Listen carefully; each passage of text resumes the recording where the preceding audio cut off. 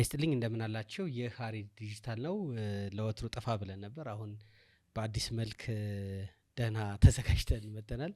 በየነ ወልዴና አብይ ወልዴ ዛሬ አብረናችሁ ቆይታ እናደርጋለን። የዛሬው የውይይታችን አርዕስት ወይም ደግሞ ለተወሰነ ደቂቃዎች ጊዜ ወስደን የምንወያይበት የምርጫ 2018 ዋነኛ ተዋንያኖች ዝግጅት ምን ይመስላል፣ በዚህ ውስጥ የህዝብ እና የመንግስት ተቋማት እንዲሁም ደግሞ የፖለቲካ ፓርቲዎች እና ሌሎች እንደ ሲቪክ ማህበራት የሚኖራቸው ሚና ምንድነው በሚለው ጉዳይ ላይ መጠነኛ እይታዎቻችን እያጋራናችሁ ቆይታ እናደርጋለን። በጥሞና እያደመጣችሁን የራዲዮ ካልቸር ነው አብራችሁን እንድትከታተሉ ይሁን። ሼር ሰብስክራይብ ማድረጋችሁ እንዲሁ በሀሳቡ ከተወዳጃችሁ አሊያም ነቀፌታና ትችትም ካላችሁ ለማስተናገድ ዝግጁ ነን። ይህን ሁሉ ለማድረግ ግን ያው ሰብስክራይብ ማድረጉ ትልቅ ነገር ነውና አትቦዝኑብን። እንዴት አገኘው የ2018 የምርጫ ዝግጅት? ምርጫ እንዳለ አንተ ነገርከኝ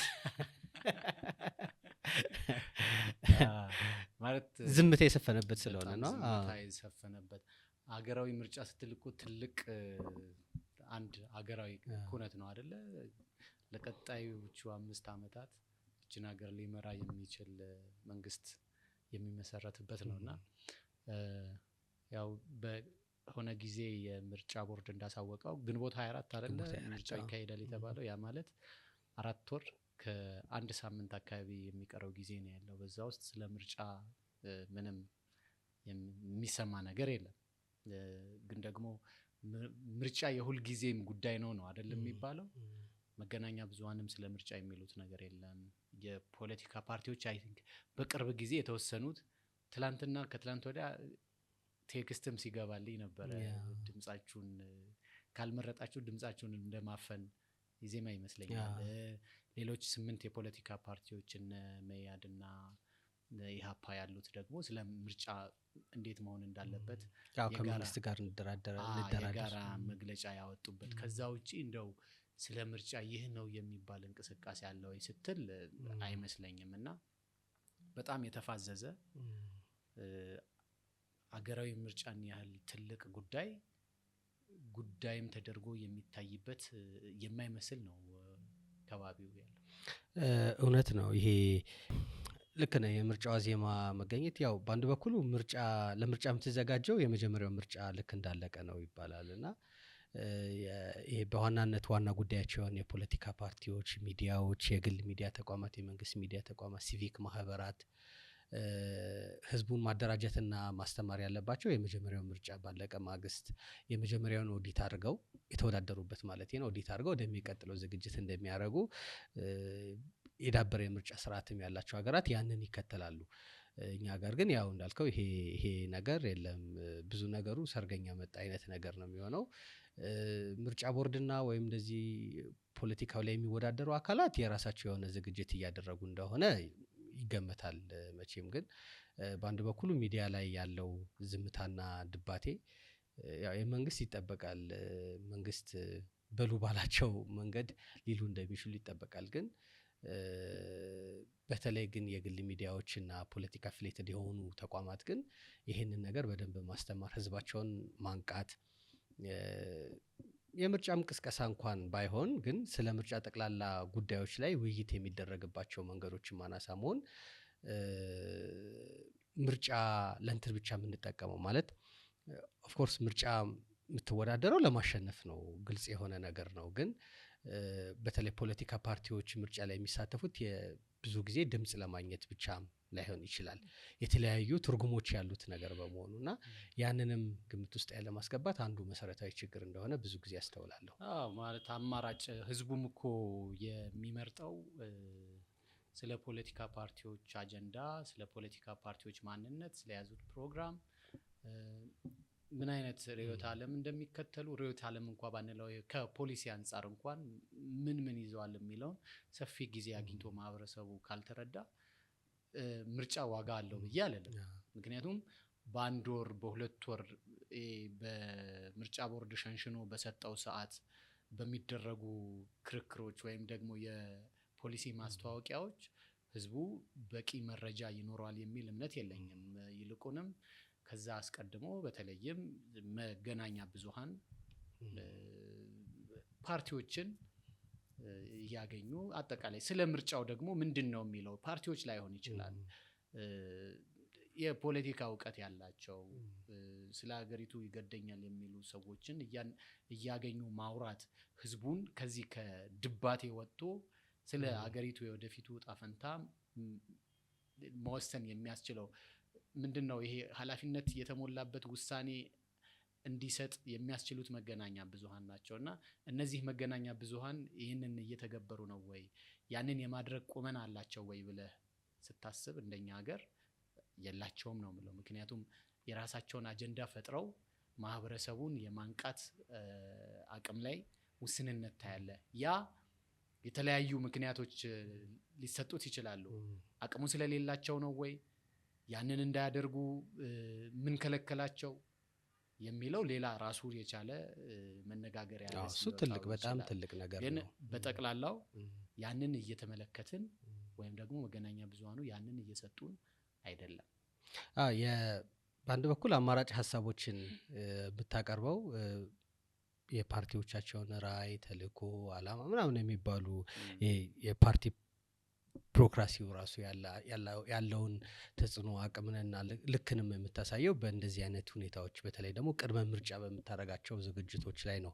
ከዛ የህዝብህንም ድጋፍ የምትለካበት ሁነኛ አማራጭ ነው። ይሄ ከቅድመ ምርጫ በፊት የምንሰራቸው ስራዎች ናቸው። በተለይ ደግሞ አንድ ፓርቲ በህዝብ ውስጥ ምን ያክል ቅቡልነት አለኝ፣ ሀሳቤ ምን ያክል ይገዛል የሚሉትን መሰረታዊ የሆኑ ሀሳቦችን የምትለካው በእንደዚህ አይነት ወቅት ጊዜ ይመስለኛል። ከዛ ገዢው ፓርቲ ላይ ያለውንም ተጽዕኖ ለመፍጠር የምትለካበት በምርጫ ወቅት ብቻ በምታረጋቸው እንቅስቃሴዎች ብቻ ሳይሆን በተለይ ደግሞ ምርጫ ሲቀራረብ መንግስት ከሚዘረጋቸው የሚዲያና ሌሎች የነጻ ሀሳቦች ውይይቶች ብቻ ሳይሆኑ እንደዚህ አይነት አማራጮችን መጠቀም የግድ አስፈላጊ ይሆናል። እኛ ጋር ይሄን ነገር አታይም። ከዛ ደግሞ ዋናው ነገር የዲሞክራሲ ባህል ለመገንባት ይህንን ወቅት መጠቀም የግድ አስፈላጊ ይሆናል። አሁን ብዙ ሰው በምርጫ እንትን ሊሆን ይችላል አንዱ የዲሞክራሲ አንዱ ዋናኛው ነገር ነው። ግን ማንን ሊመጣ ብለህ ነው ወይ ደግሞ ለምንድነው የምመርጠው የሚል ጥያቄዎች ይመጣሉ። ይሄ ቀደም እንዳልኩት ነው። በአንድ በኩል መሪህን የምትመርጥበት ትክክለኛው መንገድ ምርጫ ነው። ከዛ ባሻገር ደግሞ ሁሌም ፓርቲዎች ኢቭን የምርጫንም ፖሊሲ ጭምር የምታስቀይርበትና የድርድርም መንፈስንም ከፍ አድርገህ የወከልከውን ሀሳብን ሆነ ማህበረሰብ በስርዓተ መንግስት ውስጥ ለማካተት የምታደርገው ሂደት እነዚህ ሁሉ የዲሞክራሲ ባህል መገንባት ውስጥ የምታካትታቸው ነገሮች ናቸውና ያንን ነገር ሁሉ ለመስራት ከምርጫ እስከ ምርጫ ባለው ሂደት ውስጥ የምታያቸው ነገሮች ናቸው። ቀደም እንዳልከው ግን ይሄ ለማድረግ የሀገሪቱ ጸጥታ መንግስት ፖለቲካ ፓርቲዎችና ፖለቲካን ከሱ ድምጽ ውጪ እሱ ከሚያስተጋባው ውጪ ያሉ ድምጾችን ለመቀበል ለመስማት ያለው ነገሮችን ሁሉ እጅግ መሰረታዊ ነገሮች ናቸው። ማለት እቺ ሀገር ወይም ደግሞ አንድ ሀገር የመሪ ፓርቲ ወይ የመሪ ምንድነው መንግስት ላይ ኃላፊነት ላይ ያሉ ሰዎች ብቻ አይደለችም። ወይም ደግሞ የአንድ ፓርቲ በሆነ ፓርቲ እንቅስቃሴ ውስጥ ባሉ ተዋንያን ብቻ የተወሰነች አይደለችም። የሁሉም ህዝብ ናትና ቀጣይነት የምናስብ ከሆነ እንደነዚህ አይነት ንግግሮች መስፋት መቻል አለባቸው። ይሄ ቀደም አንተ እንዳነሳኸው የማሸነፍና የመሸነፍ ጉዳይ አይደለም። ምርጫ ስታስብ መሆን ያለበት ዲሞክራሲያዊ ስርዓት ገንብቶ አገሪቱን ዘላቂነቷን ማረጋገጥ ላይ መታሰብ መቻል አለበት። እንደው አሁን እንደ ብልጽግና ልናነሳ እንችላለን። አሁን አገር እየመራ ነው። እንደው ወደፊትም ደግሞ ይችን ሀገር የመምራት እድሉ እንዲያገኝና ቢያገኝ የተስተካከለ መንገራገጮች ይጠፋሉ ባይባልም ግን ሪላቲቭሊ የተሻለ የመንግስታዊ ስርዓት መዘርጋት እንዲኖር የነቃ ማህበረሰብ ያስፈልጋል። አጠቃላይ መንግስት ምን ይሰራል የሚለውን አውቆ ቢመርጥ ይሄ ህዝብ የተሻለችን ሀገር እየገነባን መሄድ የምንችልበት እድል መፍጠር ይቻላል። ግን ደግሞ እንደዚህ አይነት ጸጥ ረጭ ባለበት ሰዓትና ይሄ በአንድ ወርና በሁለት ወር የመገናኛ ብዙሃን የቅስቀሳ ዝግጅት የሚደረግ ምርጫ እኔ የሚታሰበውን ያህል ለሀገር ግንባታ ውጤታማ ስራ ያሰራል ብዬ አላስብም። የሚያሳዝነው ደግሞ የሚሰማው ድምፅ አሁን ምርጫ ከሌለና ጠንካራ ዲሞክራሲያዊ ሽግግር ወይ ደግሞ ስርዓተ መንግስት እንዲኖር የምትፈልግ ከሆነ ያለው አማራጭ ምርጫ ነው። ሌላ ምንም አይነት አማራጭ የለም። በአንጻሩ ደግሞ የሚሰሙትን ድምጾች ብታይ የጫካ የገቡ የፖለቲካ ሀሳብ ያላቸውን ሰዎች ወይ ደግሞ መንግስትን ያለ ምርጫ መቀየር የሚፈልጉ ሰዎች እና ወይም ቡድኖች ምናምን ድምጽ ነው የበለጠ ጎልቶ የሚደመጠው። በአንድ በኩል በምርጫ ላይ ተስፋ እየቆረጥክ ወይ ደግሞ ምን ሊመጣ ነው ብለህ እያሰብክ፣ በሌላ ወገን ደግሞ የአይነትን ድምጾችን የበለጠ የምታስተጋባ ከሆነ እንደ ሀገር የመኖርም ህልውና በጣም አሳሳቢ ነው። በእርግጥ መንግስት ምርጫ የሚፈልገው ህልውናውን ለማረጋገጥ ወይ ቅቡልነቱን ዓለም አቀፋዊም ሆነ ሀገራዊ የሆነ ቅቡልነቱን ለማግኘት ሊሆን ይሆናል። ግን ደግሞ አንዳንድ ሂደቶችን ስታያቸው ከዛም ያለፈ ትርጉም ያላቸውና እንደ ሀገርም ለመኖር ዋስትና እስከ መሆንም ድረስ የሚሄዱ ሊሆን ይችላል። በሀገራችን እኮ ይሄ የምርጫ ሁኔታ አለመኖሩ ጦርነት ያማዘዘባቸው ጊዜያቶች በቅርብ የምናያቸው ብዙ አማራጮች አሉና ሁኔታዎች አሉ። ይሄን ስታይ ነገሩ እንደው ይሄ በቸልታ ወይ ደግሞ በምናገባኝ ባይነትና በሌላ መንገድ የምታልፈው ሳይሆን ትልልቅ የሆኑ ክርክሮች ጦር ካነገቡ አካላት በላይ መሰማት ያለበት ድምጽ ወይ ደግሞ የተለያየ አይነት መንግስትን በተለያየ መንገድ ሊቀይሩ ከሚችሉ አካላት ያልተናነሰ ድምጽ ኖሮት በጣም ልንወያይበት ልንከራከርበት የሚገባ ሀሳብ ነበር እንደ ሀገር። አዎ ያ ነው። ይሄ እንደው ምርጫው የአገሪቱን በሚመራው ፓርቲና በሌሎች በተቀናቃኝ ኃይሎች መካከል የሚደረግ ፍትጊያ አይደለም። በቃ ምርጫ የህዝብ ጉዳይ ነው። ምርጫ የሀገር ጉዳይ ነው። እንደተባለውም ይሄ ለተወሰነ ወገን ብቻ ብለህ የምትገፋው ነገር አይደለም። ኦኬ እንደ መንግስት አሁን ስልጣን ላይ ያለው መንግስት 5 አመት ፖሊሲዎቹን እየተገበረ ከህዝብ ጋር አለ፣ ቅርብ ነው አይደለ? እንደው የምርጫ ክርክር ወቅት ወይ ደግሞ የመገናኛ ብዙሃን ቅስቀሳ ወቅት ሲደርስ እንዲሰርቻለሁ ሊል ይችላል። ሌሎቹስ ብለህ ስትል ኦኬ እቺ ሀገር የአንድ ፓርቲ ብቻ አይደለችም አይደለ? አማራጭ ሀሳብ መኖር መቻል አለበት። ህዝቡ አማራጭ ሀሳብ ቀርቦለት ኦኬ የትኛው ይሻለኛል ብሎ መምረጥ መቻል አለበትና ያንን ደግሞ እድል የመፍጠር የመገናኛ ብዙሃን ወይ ደግሞ ቅድም ያነሳናቸው የሲቪክ ማህበራት ወይም ድርጅቶች ኃላፊነት አይደለም። መንግስት የራሱ ኃላፊነት አለበት። ምክንያቱም በቃ እቺ ሀገር ቅድም ባልነው ይሄ በማይናወጥ መሰረት ላይ እንድትገነባ አማራጭ ሀሳቦች በደንብ መቅረብ መቻል አለባቸው። ያው የመነጋገር የመደራደር ችግር አለብን። እንደ ይሄ ምንም ጥናት የሚያስፈልገው አይመስለኝም አይደለ? ቶሎ የሆነ ነገር ስታኮርፍ ጫካ ነው የምትገባው። አሁን በየጫካው የሚታየው ያ ነው አይደለ? ግን ደግሞ መጨረሻ ላይ በአንድም በሌላ ወደ ንግግር ስትመጣ ይታያል። ስንት ህዝብ ካለቀ በኋላ ስንት ደም ከፈሰሰ በኋላ ማለት ነው። ያ ከመፈጠሩ በፊት ግን በመንግስትም በኩል ሆነ በተቀናቃኝ ጫካ በሚገቡት በኩል ጠረጴዛን የመምረጥ ነገር ችግር ያለ ይመስለኛል።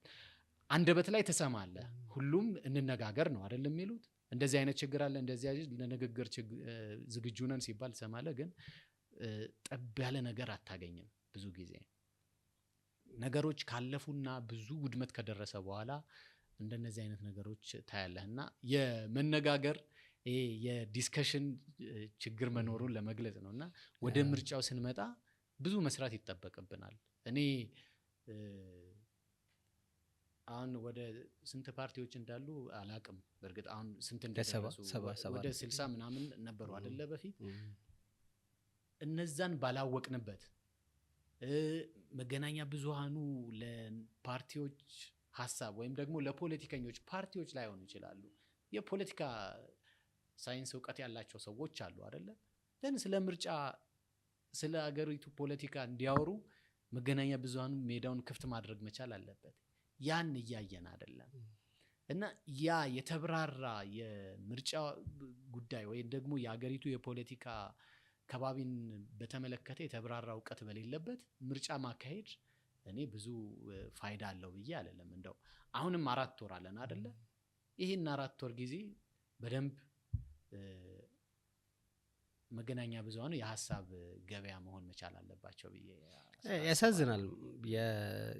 የመንግስት ሚዲያዎች ሀሳብን የተለያየ አይነት ሀሳብ ማስደመጥ ነበረባቸው ወይ? ይሄ ምንም ጥያቄ ያለው ነገር አይደለም። ምንም ሊጠየቅም የሚችልም ነገር አይደለም። ግብር እኮ የምንከፍልባቸው ናቸው። የምሬን ነው ማለት በጣም አሳዛኝ ነገር ነው። እሱ እንዳለ ሆኖ ማለት በቃ የዲሞክራሲ ስርዓት የውይይት ባህል ምናምን እንዳያድግ ካደረጉ ወይ ከሚያደርጉ አካላት መካከል አንዱ ተቋም የሚዲያ እንትኖች ናቸው።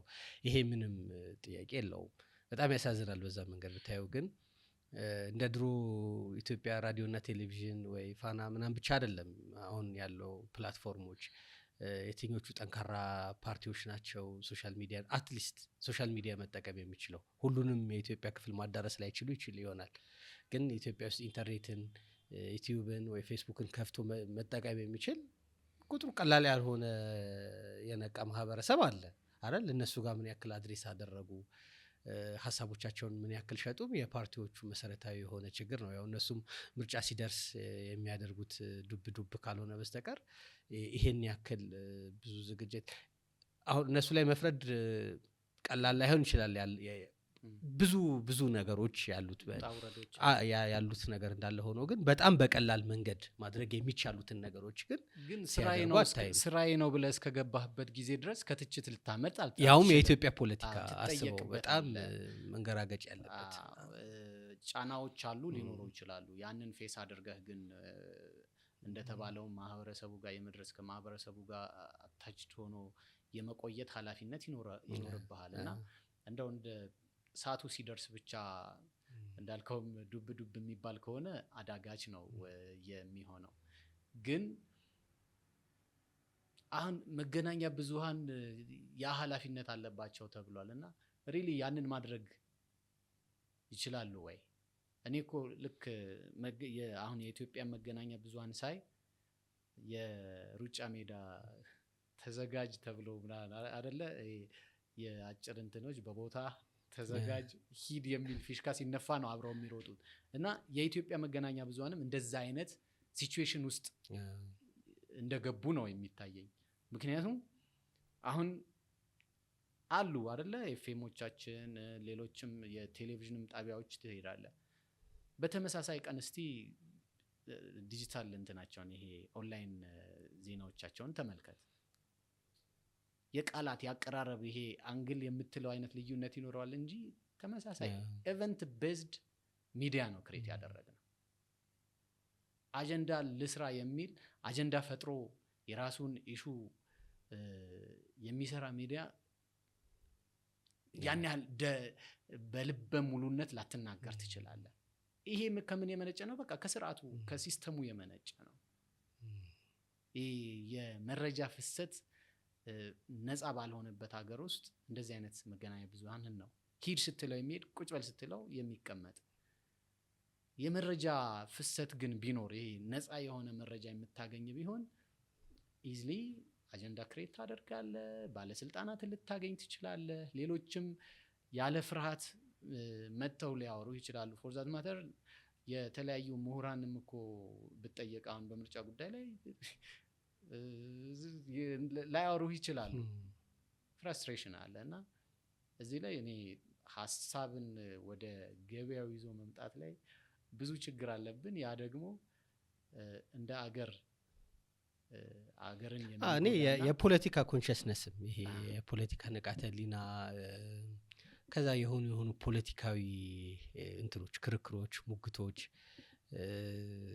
ይሄ ከፓርቲ ፖለቲክስም እኮ ይወጣ ሊሆን ይችላል። ግን ያው ፖለቲካ ሳይንሱን በራሱ የሚደረጉ ሙግቶች ውይይቶች ምናምን እኮ ብዙ የሉም።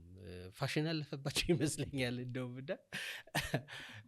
በአንድ በኩል እነዚህ ነገሮች እንደ ፓሽን ናቸው አይደል? ሰዎች ፖለቲካ ሳይንስ ነው ኦፍ ኮርስ፣ ግን በፓሽንም የምትይዘው ነገር ነውና እንደዚህ አይነትም የነቃ የበቃ አገርንም የሚወድ ዓለምን የሚያውቅ ፖለቲካን መተንተን የሚችል ትውልድንም መፍጠር አንዱ የነዚህ ተቋማት ሚና ይመስለኛል። የታደሉ አካዳሚ ያላቸው እኮ ብዙ የፖለቲካ አካዳሚ ያላቸው አሉ በፓርቲ ደረጃ ምናምን እንደዚህ ነገሮች ሪዮታ ዓለምን የምታውቅበት የምታጠናበት ዓለምን የምትተነትንበት መነጽር ሁሉ የሚሰጡህ የፖለቲካ ፓርቲዎች የሚያወጧቸው ክርክሮች ውይይቶች አይነት ነገሮች ነበሩ ሊሆን የሚገቡት።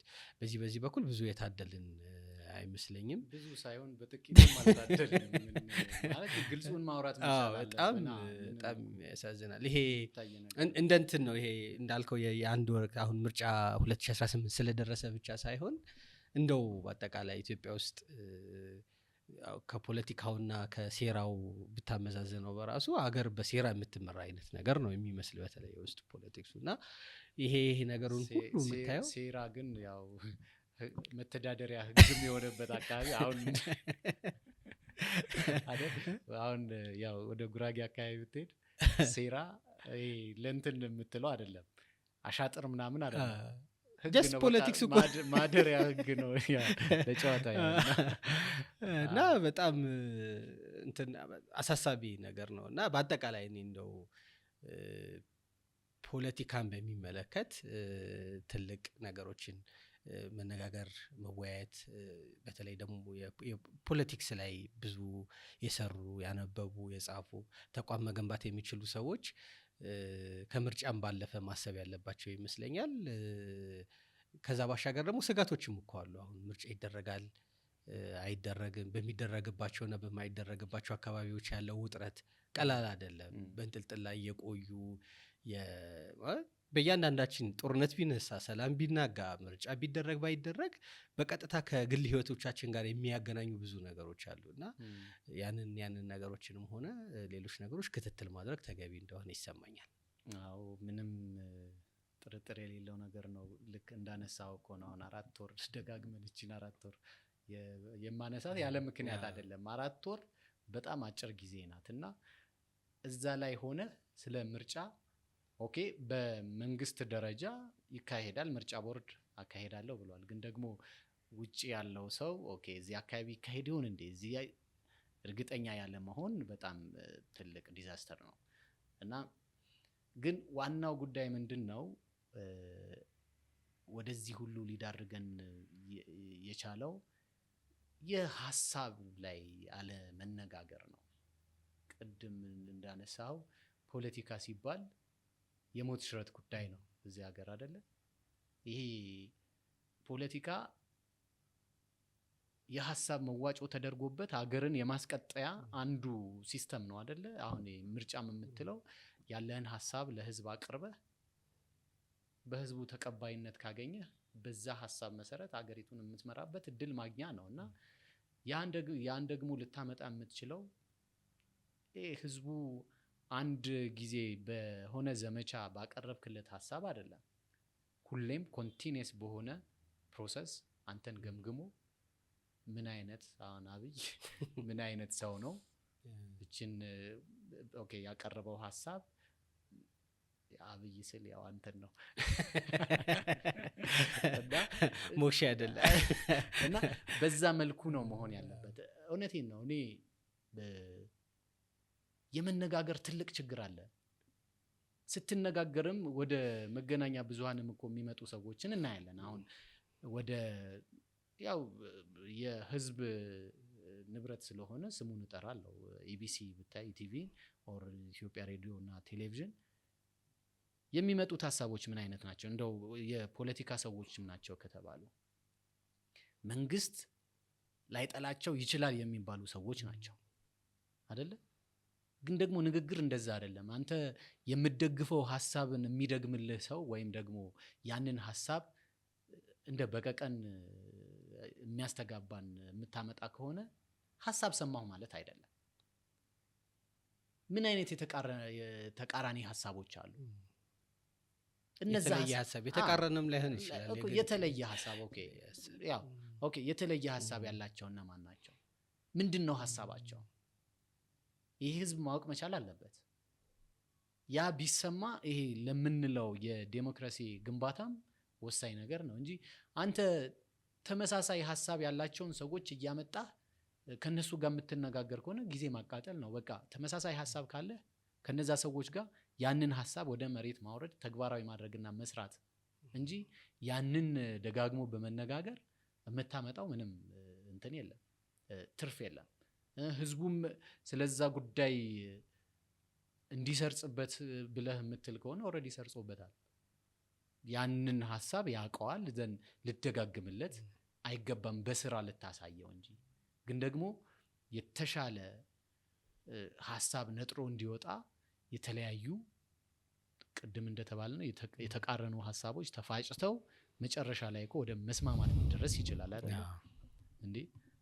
ብዙ ጊዜ አሁን ቅድም የተባለው ወደ ጫካ ሊገቡ የሚችሉ ይኖራሉ። ጫካም ባይገቡ አኩርፈው የተቀመጡ ሊኖሩ ይችላሉ። ዘን ከነሱ ጋር ተነጋግረህ እኮ ወደ ጠረጴዛው ሰፍቶ ብትነጋገር ለዚች ሀገር የተሻለ ሀሳብ ነጥሮ የሚወጣበት እድል ይኖራል። ግን ወደ ጫካም የሚገባው ጦር አንግቦ ወደ ጥራኝ ዱሩ ነው የሚባለው። በመንግስትም በኩል አገርን ማስጠበቅ አለብኝ ዘን ወደ ጦር ሜዳ የሚባል ከሆነ ያሳዝን በእውነቱ።